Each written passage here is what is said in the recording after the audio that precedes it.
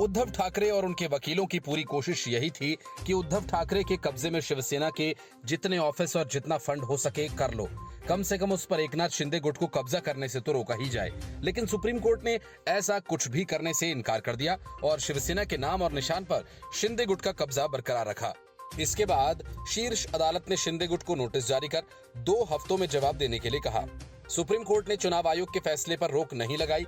Court ने कहा कि अब उद्धव कैंप अभी मिले अस्थायी नाम और चुनाव निशान का इस्तेमाल जारी रख सकता है।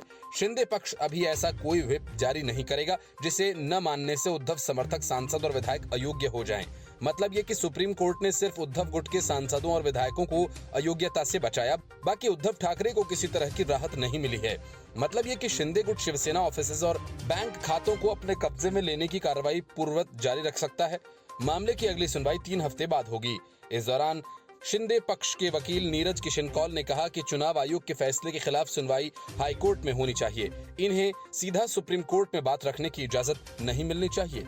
कौल ने कहा कि इन्होंने पहले भी सुप्रीम कोर्ट से चुनाव आयोग की कार्रवाई पर रोक की मांग की थी, जो नहीं मिली थी। अब फिर कह रहे हैं कि सुप्रीम कोर्ट में विवाद के बाकी मामले लंबित हैं, इसलिए इसे भी सुनिए, लेकिन ये कोई आधार नहीं है। वहीं उद्धव ठाकरे की तरफ से पेश हुए वकील कपिल सिब्बल ने कहा कि चुनाव आयोग कह रहा है कि शिवसेना का 2018 का संविधान रिकॉर्ड पर नहीं है, इसलिए विधायक दल में बहुमत के हिसाब से सुनवाई करेंगे। ये गलत है। अगर ये भी आधार हो तो विधानसभा परिषद और राज्यसभा में हमारे पास बहुमत है, उसकी उपेक्षा की गई है। इसके बाद कौल ने कहा कि 2018 में एक पार्टी संविधान बना दिया गया कि सारे अधिकार अध्यक्ष के पास ही रहेंगे।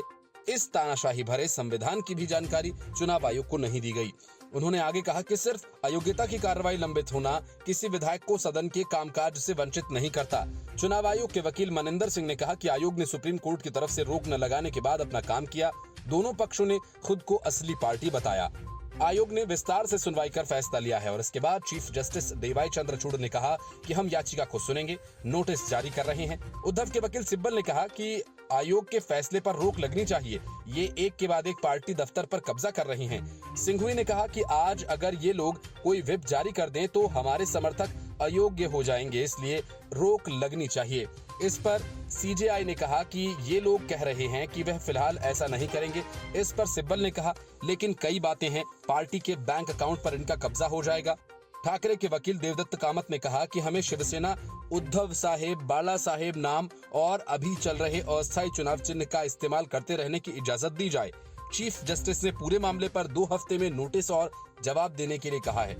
फिलहाल उद्धव कैंप अपने मौजूदा नाम और चुनाव चिन्ह का इस्तेमाल करना जारी रख सकता है। Bureau report, news of India.